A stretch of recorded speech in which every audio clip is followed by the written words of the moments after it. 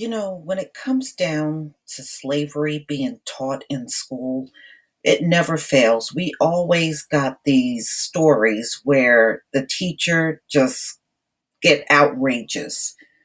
And, just like we saw previous stories before where they took the kids out to pick cotton and sing slave songs, or they set up the gym so that they could do runaway slave and a whole bunch of stories. I saw one where a little black girl was on her knees with a dog leash on her. Our kids don't need lessons like that. They do not need lessons like that. If you're going to teach it, teach the history and leave it at that. All this extra stuff, save it. We don't need it. You're not teaching anybody a thing. So, ladies and gentlemen, just like we saw in the previous years, we're going to see it again leading into 2020 and all through Black History Month. You have people lay down and you step on them so they know what it's like to be a slave. Nobody needs those kind of lessons. No one needs those kind of lessons.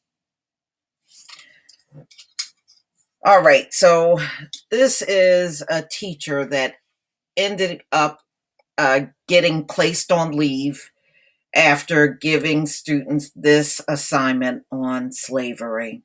This came out in the Washington Post. Set your price for a slave, a fifth grade worksheet read.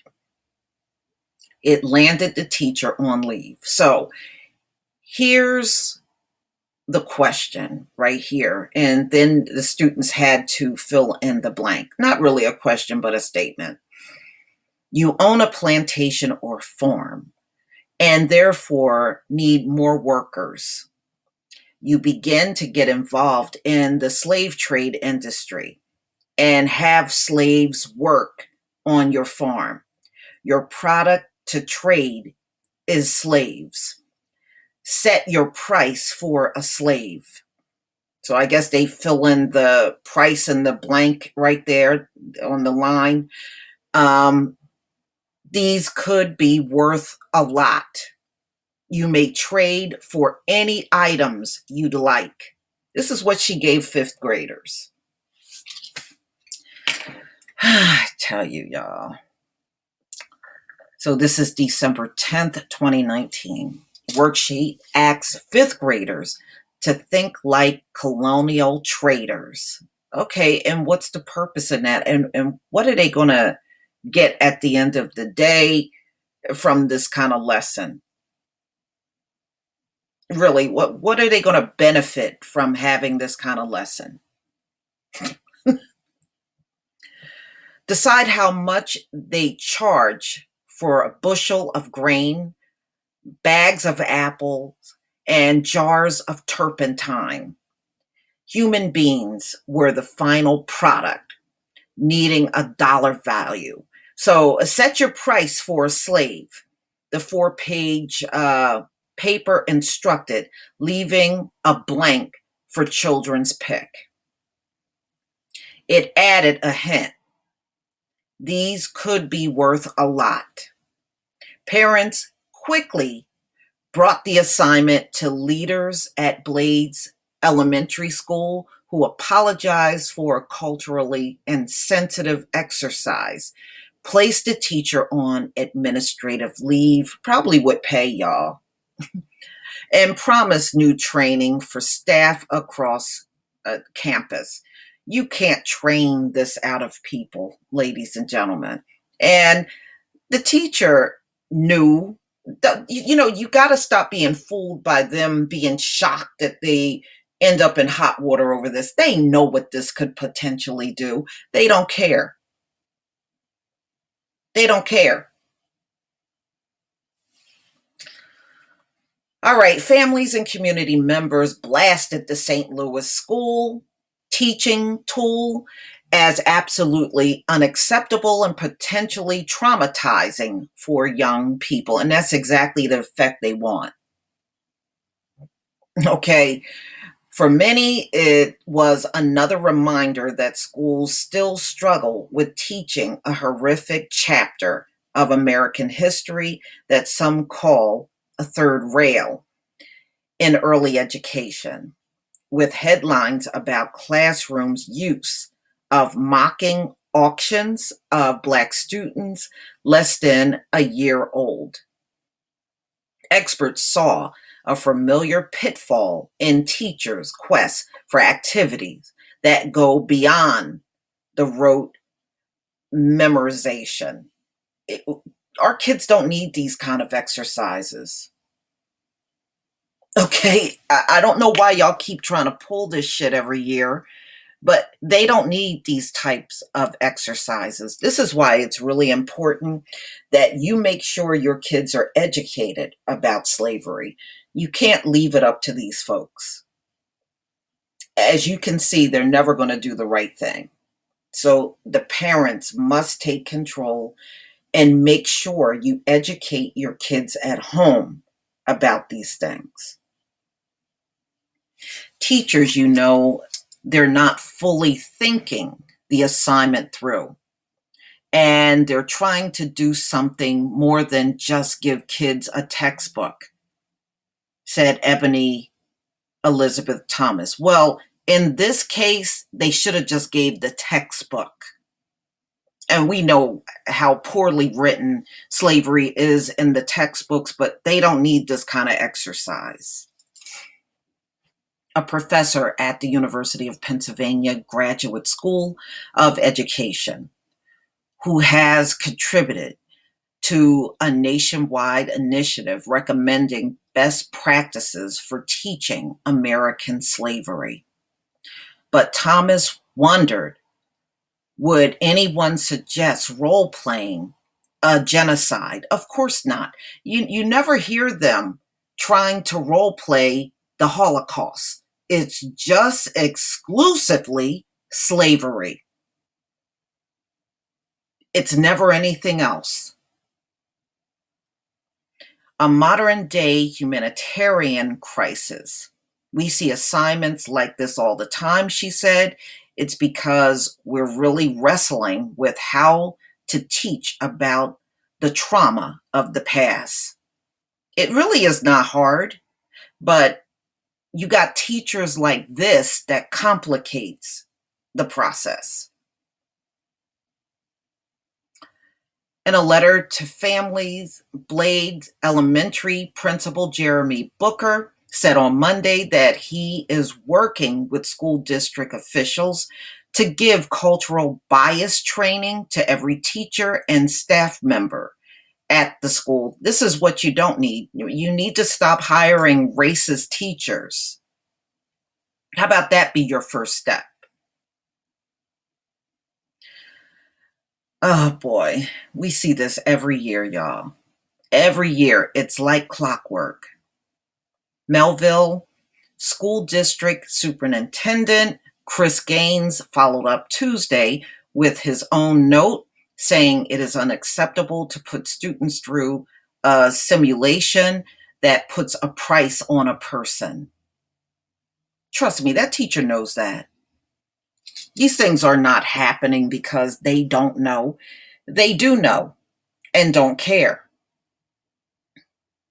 Racism of any kind, even inadvertently stemming from cultural bias, is wrong and is not who we aspire to be as a school district, he wrote. Y'all say the same thing all the time, and this stuff keeps happening. After a while, your statements are just laughable. I mean, seriously. Booker said he had met that morning with an unidentified teacher to talk about the assignment, purpose, the staffers' interpretation of curriculum standards, and the impact the activity could have on students. The teacher has expressed significant remorse, he said. I don't want to hear all of that. I'm serious, y'all. I don't want to hear all of that. And no, I don't forgive this teacher. She should not be forgiven. She should not be forgiven. The assignment that led to an investigation, Booker said, was meant to fit in with state and local social studies curriculum. Students are supposed to learn about having goods, needing goods, and obtaining goods, and how that influenced early settlement in America. Okay, so you can't teach that in a way that children will understand without reenacting some bullshit or some garbage on paper that they have to answer. To me, if you don't know how to teach this type of lesson, then maybe you need to look for another profession altogether. Maybe teaching is just not for you. The worksheet asks students to imagine that they own a plantation or farm and therefore need more workers. Dismayed community members zeroed in on dehumanizing language. Ah, your product to trade as slaves, the sheet instruct. Um, Before moving on to reflection, prompts about free market economy. The assignment does not speak to us taking care of each other as human beings. The president of the St. Louis County branch of the NAACP, John Bowman, told Fox 2. Angela Walker told local news station KMOV that she was stunned to discover the worksheet in her son's folder of school material. We have to be more culturally sensitive, she said. We can say, get over a homework assignment. It's just a homework assignment. That was 100 years ago, but it's still somebody else's family. Maybe there are people who don't see the wrong in it, but we need to be talking about it, she added.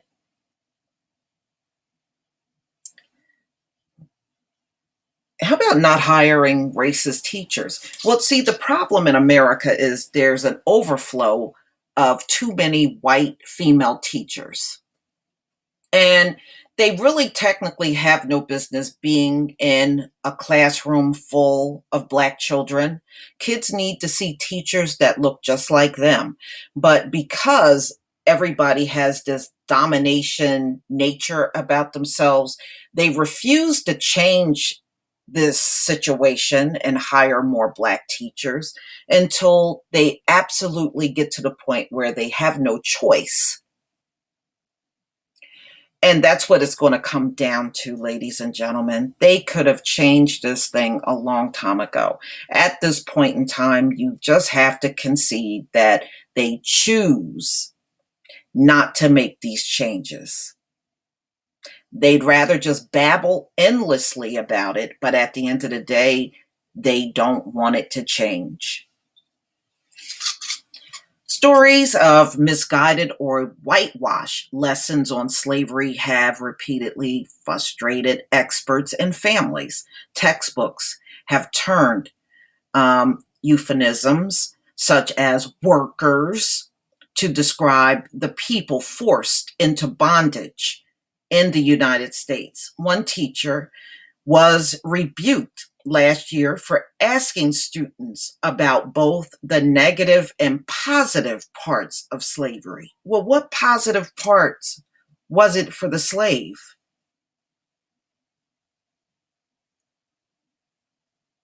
Damn, these people, man.